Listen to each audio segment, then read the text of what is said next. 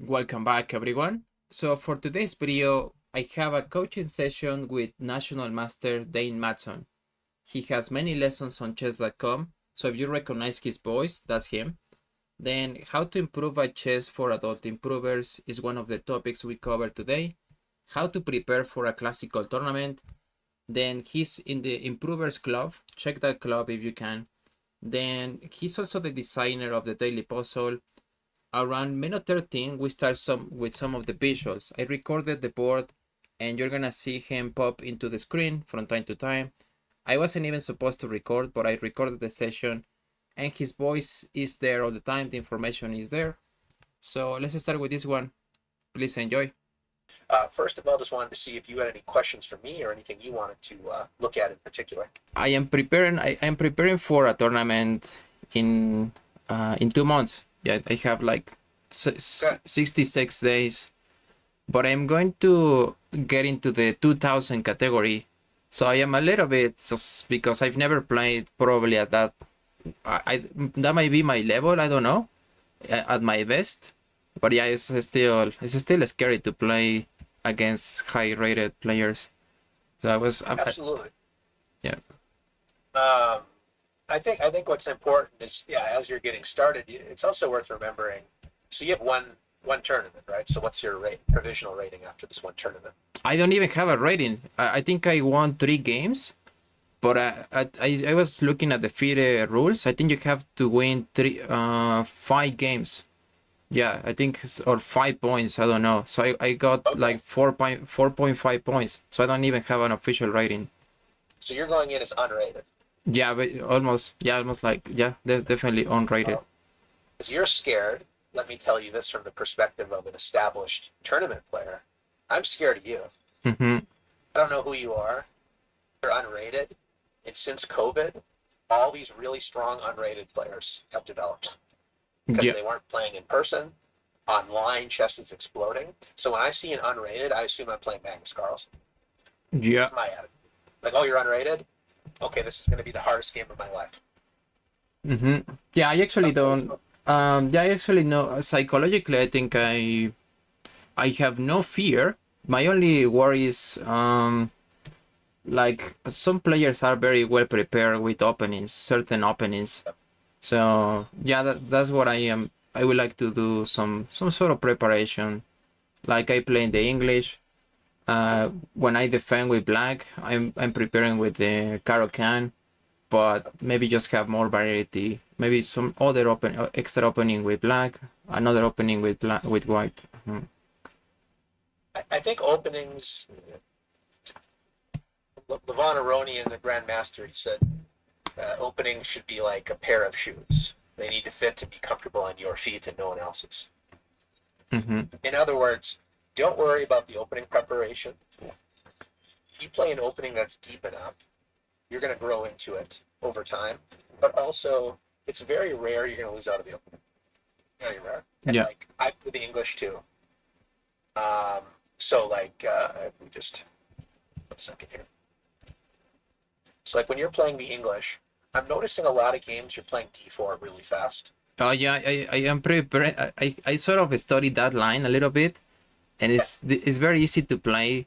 Probably doesn't have the advantage, right? Doesn't get a much advantage, but it's very easy. Yeah. Well, it comes, what you said is easy to play, and I think that's important. Yeah. So, I don't want to try to, like, you must play the theoretically approved moves. But I will say that the one thing that gets a little bit difficult, is that black seems to get a fairly comfortable game, Hmm. and white gets a playable game too. So nothing wrong with that.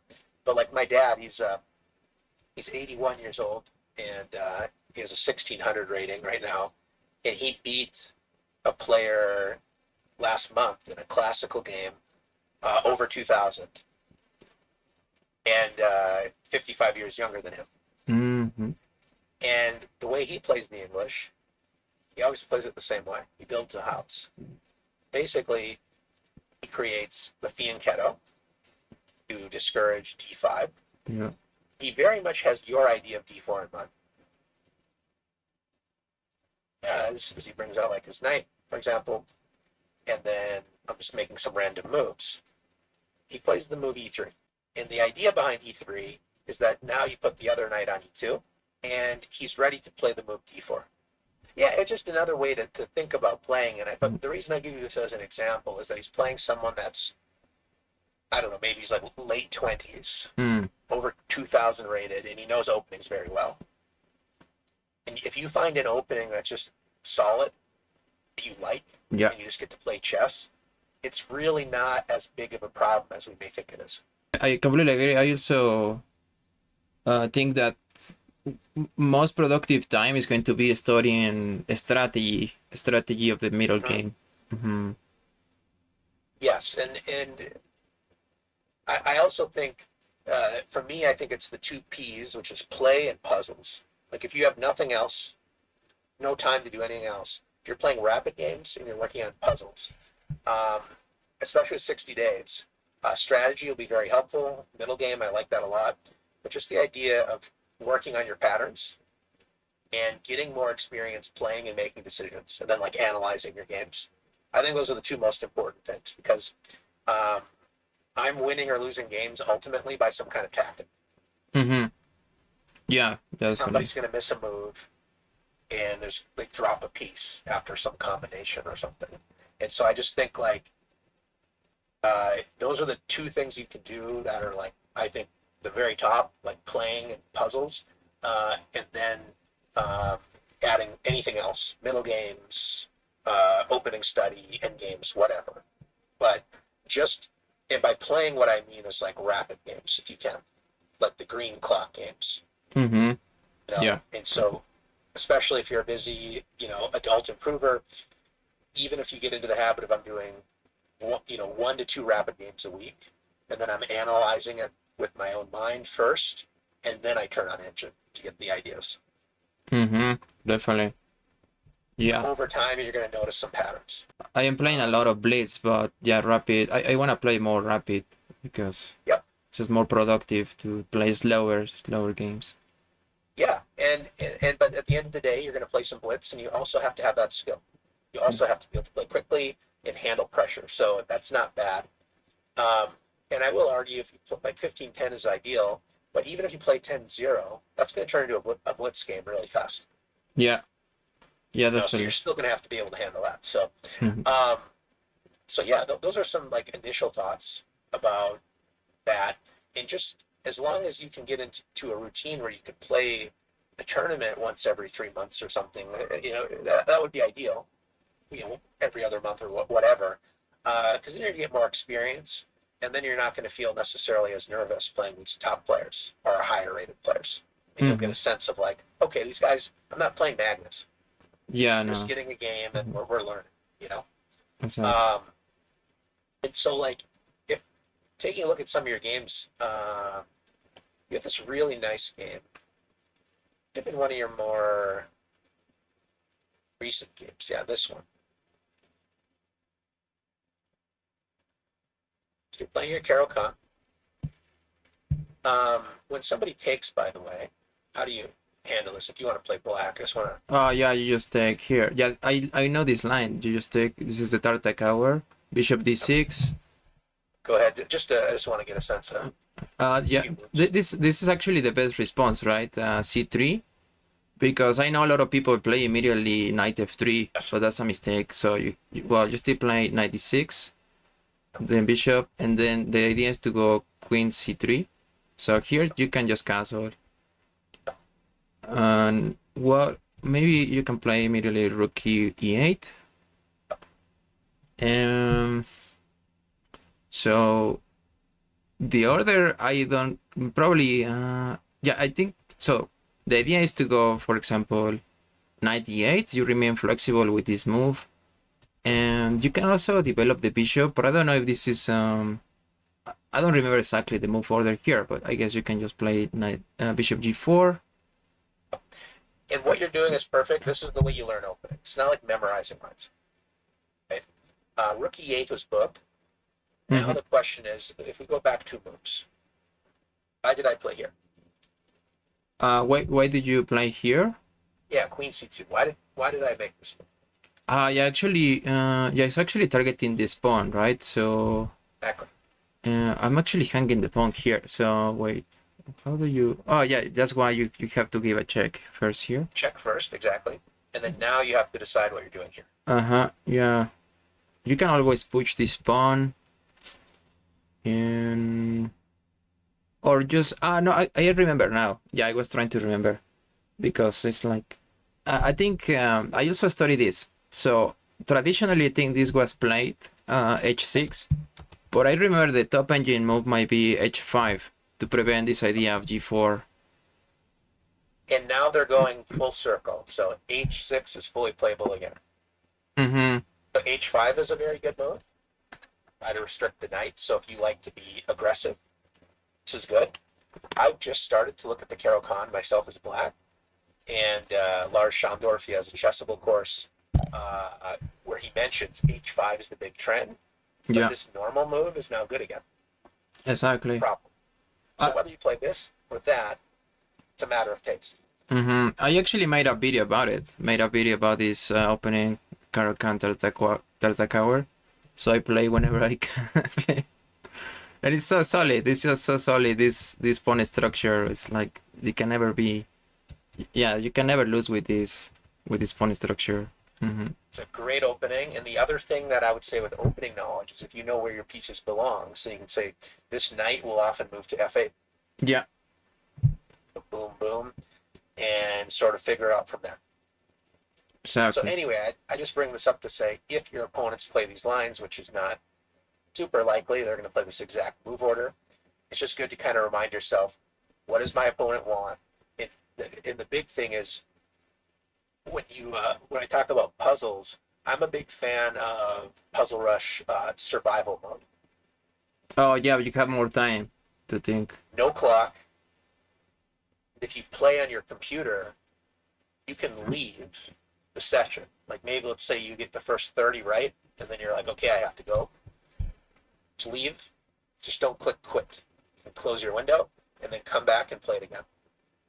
Mm-hmm. The thing about Puzzle Rush, puzzle, wherever you study puzzles, is the very first move is the computer pitch move, and it's played instantly. Like you press start and then queen c2, boom, move. What I recommend doing, every puzzle, hit the back arrow. Okay, just to see where was the move, the previous move. You're like being pushed out of an airplane and you parachute into some jungle where you have no idea where you are. Then you have to find a move. So like, what's my next move? So I always recommend hit the back arrow, look at king safety, look at material. Okay? And then when your opponent makes a move, give them another move in your head. Before you think of what your next move is, understand what they want. Mm-hmm. Yeah. Yeah, maybe like bishop Okay? h7. You know, and so when you're playing a tournament game, it's easy to kind of forget that process. My opponents move first. I always give them an extra move. Work through those details, then kind of say, okay, do I need to react? Right? I don't need to react on this move. Now I do need to react somehow. Mm-hmm. Here or here, like you said. Okay, but where I think you're doing well, you come up with very creative ideas from the transition of the opening into the middle game. Like what I mean by that is um, your opponent, I think, was probably surprised by this check. I no, I lost this game horribly. I think this was yesterday. Yeah, I was so bad. Like so bad. Yeah, the game ended poorly, but you played great. Your opening going into the middle game was very good. I want to give you a piece of advice too. So you went here, and then you played h6. Yeah, I didn't like. I was just thinking. Okay, let's just develop the knight. But I don't know why I just lost my mind. Yeah, I think I was just out of form yesterday. But yeah, I was like, why did I go here? If you ask me, I don't know. I just don't know. Maybe just this idea, but no, it's not like. But yeah, and we're not going to be overly critical about a random rapid game. But what it demonstrated to me though is that you ended up getting a good game out of the opening. Mhm. And so one big thing I would be just really mindful of is like accelerate your development. Yeah. When in doubt, don't push pawns. Like you said, maybe here, but okay, what you did is fine. And even if you didn't play perfectly, you got a great game. Developed your knight, you did this, you played queen a5. They went there. and you played b5. Yeah, I was just like, what do I do after a3? Right? I was like, I don't know. So I wanna save my pawn first. That's Sure. And that's what I mean. Like you're seeing all this in advance, which is excellent. You're like, okay, e7 is going to fall. How do I deal with that? A big question I want you to always ask once you see the threat: do I need to react? mm-hmm. In other words, say I castle. They play a3. We move our bishop back. I don't know, say e7. How bad is it if they take this pawn? Wait, that traps no, that doesn't trap the queen, but yeah, I guess it's still, I mean, it's still playable. I don't even have the best move, like maybe knight. Maybe you can go knight b6. Oh, the hand's bishop now. Oh no, I guess you just rook f8. Rook, sorry, yeah, rook f to b8. Maybe. Yeah, that would be one possibility. And then where would black or white play? Yeah, Like they would have to take the pawn. queen takes the pawn, but you give a check on d2. Okay, good. You have a loose end here, but you can deal with that Mm-hmm. on the next move because you have check. And one thing I always want you to do is compare. When you have an idea and there's two moves, compare them. Meaning, this move seems solid, interesting, but then you're kind of committed to moving your rook probably next. What if we move this rook first? What's the difference? I always want to know, like, what's the difference? If they take, So you still give a check, right? You still give a check, but the difference is, uh, well, you don't have to commit the other rook. You have the other rook is perfectly safe, right? very good, so we can play a check, we have more flexibility, and maybe we should think about another move before we take here with check. Your intuition is Yeah, saying maybe yeah. It's that just queen gets taking. trapped. What is there something better? Maybe just bringing the other rook. I guess rook c8. Exactly, so that looks pretty compelling too. Yeah, rook c8. I don't know if they have any. That looks trap. It looks like his queen is trap if they take the pawn. Like maybe there's b4 to counter your queen, and then the game gets kind of Uh-huh. nuts. Yeah. But and even there, worst case scenario, you take queen, they take you take pawn. It's nuts. It's very complicated. But what I'm trying to teach is, don't worry about this exact position. Think about the thought process. Once you see the queen here, we say, oh no. Yeah, I was panicking. I was like, oh, I don't want to lose Totally. my pawn. Like I And was so like, when you're playing, I get it. I feel the same way. But so when you're playing a tournament, what's the time control going to be? The one in 2 months. it's gonna be classical, just like 90 Perfect. plus 30 seconds of increment. Yeah. Excellent. Great time control. And so you can use that time to your advantage, which is Mm-hmm. that when you feel the danger, don't betray that. It's good that you're already seeing ahead here that that could be a problem. I would say the tactics. Don't decide when things are in the air or unclear. Yeah. So the queen taking may be bad. It may be good. Don't know. But the first thing you might say is, ooh, losing pawn, what are we going to do? And you're low on time. It's a rapid game, right? So let's be fair. Like, you're not going to see all this. But as you work and get more practice, I would look at castles here, rook b8, and whether I see this or not, and whether b4 is something crazy, at the very least, you have this check. Yeah, King is this. not safe. Your queen is in the neighborhood. Very interesting game. And in a 90-30, you would spend time figuring out if this is good. Yeah. Yes, right. Play b4, and I don't know. The very, very least, if you have no other move, which maybe you do, take, Take the get your pawn. check in, right? Uh-huh. Take this pawn. Your position is coming to life. And now we know why you played h6. You calculated like 15 moves ahead, and you knew that there'd be no back rank. Mm-hmm. Well, at least that You move was justified. Uh-huh. But you see what I'm saying is that all of this becomes possible in your mind once you realize maybe I don't have to defend that pawn. Yeah, I love that. I love when that's possible, where you're losing a pawn, but you're getting a lot of activity. Exactly right. So pawns, if you capture a pawn, you're always opening lines. So think about those lines. So what happened? We're not going to dwell too much more on the game, but what happens is you don't castle, and that, like you said, you got a little bit worried, and you played b5, and things kind of got away from you. Mm-hmm. My point is, before you played b5, you just completely outplayed this person. I love your position. They have doubled pawns. Their king is in a weird spot. You're almost completely developed. Like, you did a great job.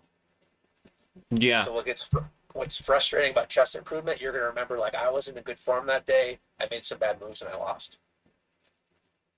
What we forget about is that you played a good opening, you put your opponent under pressure, and now we gained a really good lesson moving forward, is that you gain a lead in development, and the queen starts trying to take pawns. Those are some dangerous open lines that I think will benefit you. Yeah, this is like a poison pawn line, almost. Exactly. Any questions or thoughts about this? No, no, I think yeah, this game got out of my hands after that move b5. But yeah, I also thought I had a good opening. I Yeah, was like, this is double pawns. I just don't. I wasn't patient enough because there is nothing immediate, right? There's no immediate, so I just have to cancel and yeah, maybe let him take my pawn. Yeah, that was my thought process. I was like just freaking out, but I should have exactly. I should have should have taken my time. I don't know how much time I had at this point, but I should have taken my time to just to think more. And remember the idea of freaking out. Like, you're going to freak out in every game where, like, your opponent creates a threat. We're going to get nervous and get worried. We just need to learn how to channel that in a positive way. Just freaking out is another way of saying I'm seriously concerned about a dangerous problem. I should think about it more. But then ask yourself, is this such a problem? Do I need to react? And you push beyond that feeling. Mm-hmm. Do I need to react is such a powerful question that helps you move beyond these threats. So that would be one thing I would say.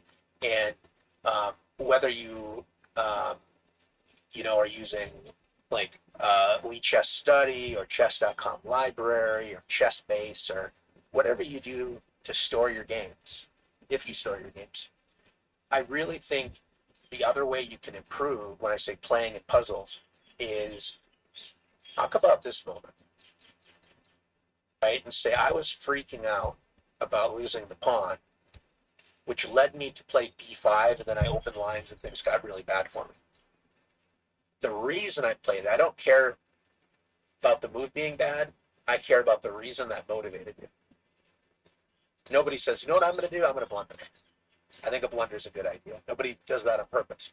And you were reacting from a good spot that you saw ahead, you found problems. So if you create a collection of games and create just one or two sentences of a critical moment, doubt about this, overreacted.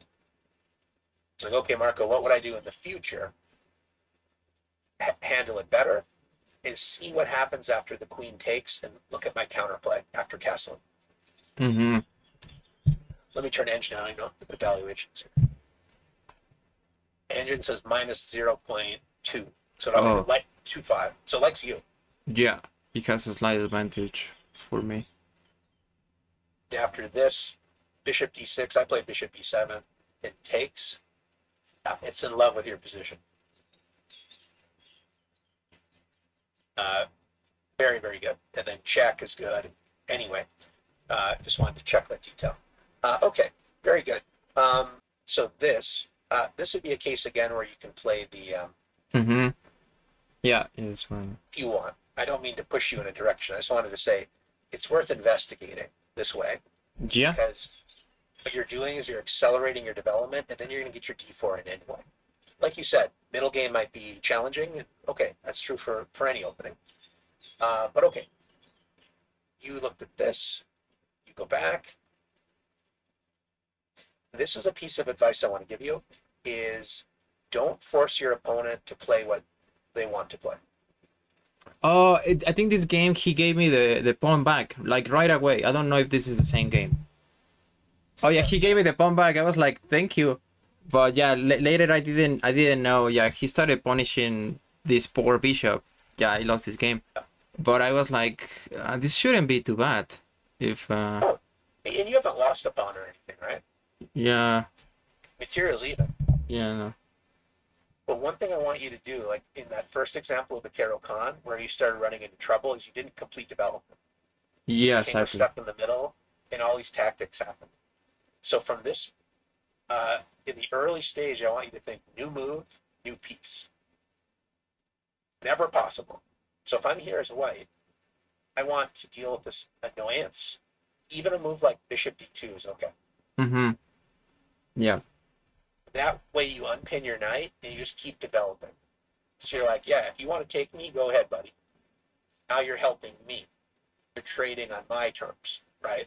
So just a reminder, when you're playing 90-30, take your time out of the opening and kind of think of that idea. Talk to your pieces. Who can help you? When Mm-hmm. in doubt, do not push a pawn. Mm-hmm. No, I was getting too cocky about, yeah, I can do it. But no, no, it's No, but anyway, I'm just giving an example of how you can simplify your life with openings. You mm-hmm. don't have to be studying and memorizing, but just the idea of like, am I making pawn moves that waste time?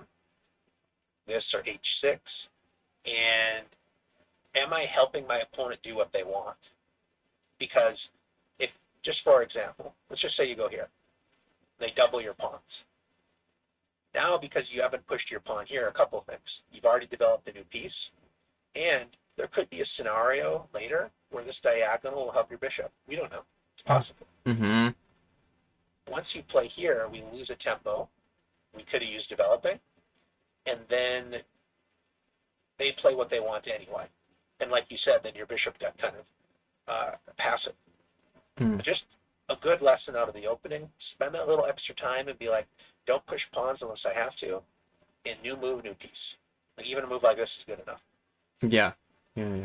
So anyway, these are things I'm mentioning. I don't want it to sound like I'm being overly negative and like trying to nitpick your play.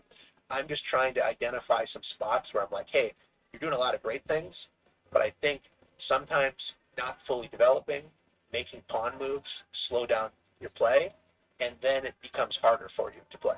Mm-hmm. I'm just trying to identify a couple like low-hanging fruit things. Yeah, it's like also it's funny because that's what I say in my videos. It's like develop your pieces first, but I Yeah. ignore my own advice. But I've done like 1,000 lessons, right? I've taught for a long time. Am I always developing? Am I always doing what I tell students? Of course not. No. No, because I'm also a student of the game. Yeah. Uh, Now let's look at a game that I really like, played quite well. That was this game.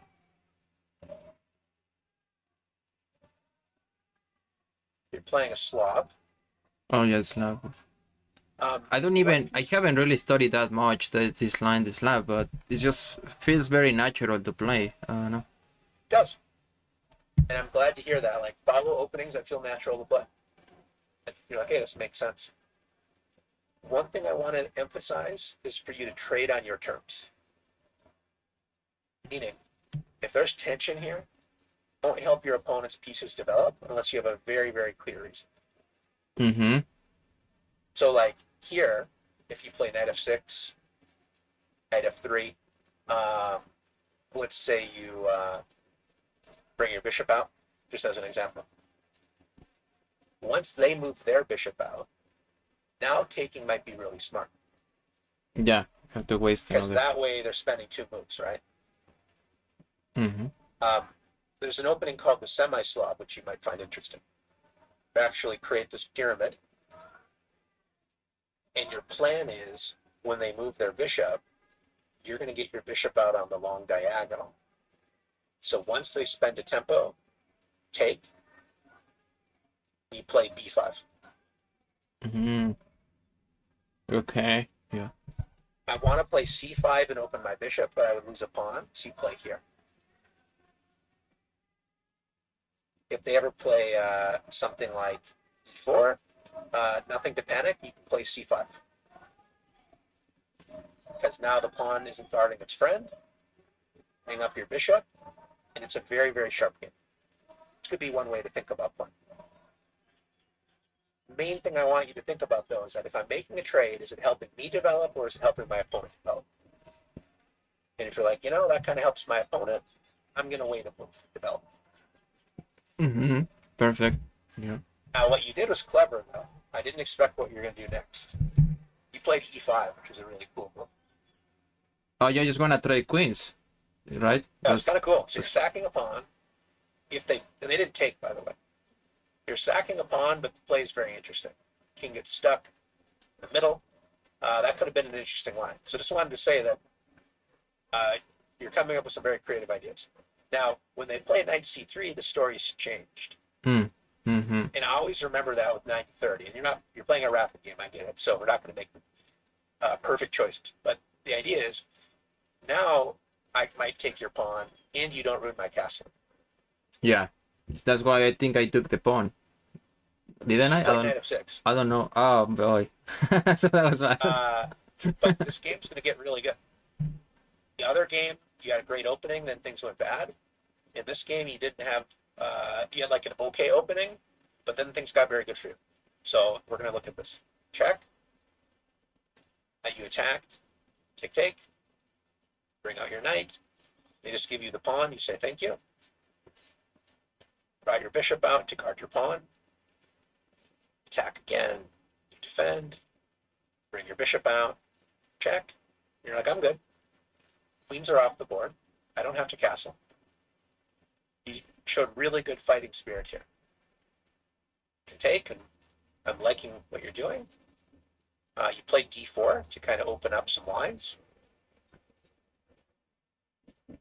Attack f2. Oh, I had a brilliant move in this one where I took like the later, there I took this knight. This is awesome. Yeah, I was like calculating. Yeah, I can take the knight. Great. Yeah. Great game. Take. I think I misplayed some of this. The last move, I might have misplayed. Probably I think he had a drawing move in like around this point, but it was like, it was hard to play anyway for white. How much time have you spent like studying like endgames? Not that, I guess not that much, but yeah, I know sometimes is the whole difference. It's the whole difference in the game, the end game. But I figure if I trade everything, I am still an extra pawn. Yes. I have the passer. And that is exactly my thinking. And so there's a really cool move here because you can't keep your knight. Right? At the end of the day, you are going to have to give that knight up. But there's a really interesting way to enter a king and pawn ending here. Because if you can get the king and pawn ending up a pawn, you're doing great. You played rook d1 just to show you how the game finished. You stayed active. Yeah, I remember he blundered. Now he blunders. You blunder the skewer. Yeah. But if he didn't blunder, you're doing great. Yeah, I'm doing great. Pass pawn. You're going to put the opponent under a lot of pressure. So they said, I don't even want to deal with this torture. I'll just end the game now. Mm-hmm. But credit to you, you put them under a lot of pressure. But here, let's make this a game of 90 where we have time to think. Let's say you're playing somebody, that's maybe even higher rated. Here you are doing well, but you know it's complicated. We know that if you move your rook anywhere, as was played in the game, what are they going to do? They're going to take your knight, probably with the rook. Take this way, you're happy, right? Yeah. So we know that. We move our rook anywhere, king or rook will take. Can we find a rook move that will prepare to force rooks off? Wait. Wait, is there tactics? Oh, wait. Yes, rook did. I don't see it. Maybe. Not really a tactic. It's a plan that anticipates they're going to take with the rook or the king. Either way they take, you can force rooks off the board.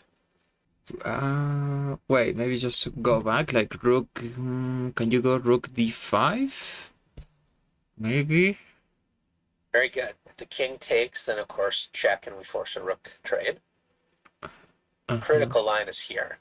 Rook f2. Maybe rook I don't know. I don't see any forcing. So if they take with the rook d5, rook d5 maybe doesn't work, right? Or this If the they take with continue. the rook is blocked across the second rank. It can't move. It can only move on the F file. If you can find a way to trade rooks on the F file, there's no escape for white. Mm-hmm. So your rook d5, I think, is correct. Yeah, rook d5. And Okay. maybe rook c5? I don't know. So you're thinking of trying to trade that way? Uh-huh, maybe. Like, like you're thinking. But There's a no, they more have. direct way. No, but they Your have rook is king d3, right? exactly. So it still stays complicated. Yeah, But for one move, the rook is trapped on f2. It can't leave the f file. Your rook on d5, how do you offer a trade of rooks immediately? d5, yeah, maybe take. rook f because rook f5. Um, no, yeah, he still has to trade, right? Or yeah, sir. I was overcomplicating. Yeah, rook f5, right? So it's hard to find this backward move and slide over. And to be clear, I didn't find it. I always look at games as a human with my own eyes. I make my own judgments. Then I check with the engine. And the engine pointed out this plan. I was like, wow, Mm-hmm. Yeah, you're forcing the it's trade. really powerful. I think h4 also rook d8. Rook d8 works because it's a similar idea, isn't it? Rook d8. is rook d8. Yeah, that would be I think that also would work. That's creative. I don't like making my king a little more passive, but on the other hand, you keep this pawn passed. Mm. Great point. No, I didn't look at this. You're 100% correct. This is also very good. And then you Okay. just have the extra pawn. Yeah, just winning. Good job. Yeah. So anyway, let me share one last example with you. That's a calculation and kind of decision making Sure. situation, and this might give you a good idea of like what to be doing with your training games and preparing for your tournament. Okay, so we have the black pieces. It's black on the bottom. White plays knight g3, and let's treat this like a tournament game. So you're black. Share your thoughts out loud. And once you're ready to make a move, go ahead and make it on the board, and then I'll respond. Okay. Well, the first thing is to see if there is any threats, any immediate threats to deal with that we have to respond. Yeah, maybe the only threat is I see immediate is this. But I don't know if we have to respond. I would also try to identify the weaknesses. I like looking at this, at like every position. Maybe they have 3 versus 3. And this is kind of weird, but just like, okay, 2 versus 2 on this side of the board. Okay, let's see what else. Okay, so I'm thinking maybe we can push h4. And after they move the knight, yeah, this knight is awkward, so I think that's what we have to do. Yeah, I mean, if they move the knight here, that's us losing. I think they will have to hit the queen here. So after queen g5, this is possible. Yeah, because if I think about what does white want? What do they want? Probably get rid of this. If it was white to move, maybe push h4. And I guess they also want to open up this diagonal, right? For the bishop. They'd like to. The Yeah. pawn's pinned currently, but that would be something they would like to do if possible. Oh, yes. Yeah, it's not even possible. They're threatening the pawn, and the reason I give this example, and it's really instructive, is when you're playing game in 90, it's good to kind of check the assumptions, meaning this is a threat for sure. So h4 makes a lot of sense. But on the other hand, I always want to look at where the tension is, meaning where there's possible captures. Turns out after h4, the knight wasn't just attacking the pawn, was also ready to support another tactic. Yeah, I mean, this is a threat, right? Exactly. So this is a checkmate threat. Yeah, You but were pointing out g5. yeah, maybe. Absolutely correct. Like the knight's trapped. You're guarding against here. But if we go back, maybe the knight wasn't just going to move here. There was another important capture. Here, we don't think about. Here, we don't think about. Here, we should think about because the only thing guarding it is our king. Oh, that's nasty. Yeah, and they have the fork with the knight. That turns out to be the real trick. Wow, I didn't see that. Well, it's a deliberate puzzle to make it complicated. But the lesson is when you see the pawn being threatened, also look at their forcing captures, like with check, even though it looks silly, because the only thing guarding is the king, that's a big tactic. So now you know what the main threat is. It's not taking the pawn, which is a threat. They do want to win a pawn. The real threat is queen g7. Mm-hmm. But how do we deal with that? This is hanging. This is sort of hanging too, say tactically. Yeah. Wow, it's insane. Mm, I'm thinking maybe queen g5, queen e5 look good. I think I will have to calculate, like, go down that rabbit hole of what happens in those lines, right? But maybe Yep. those two moves look good. See something else.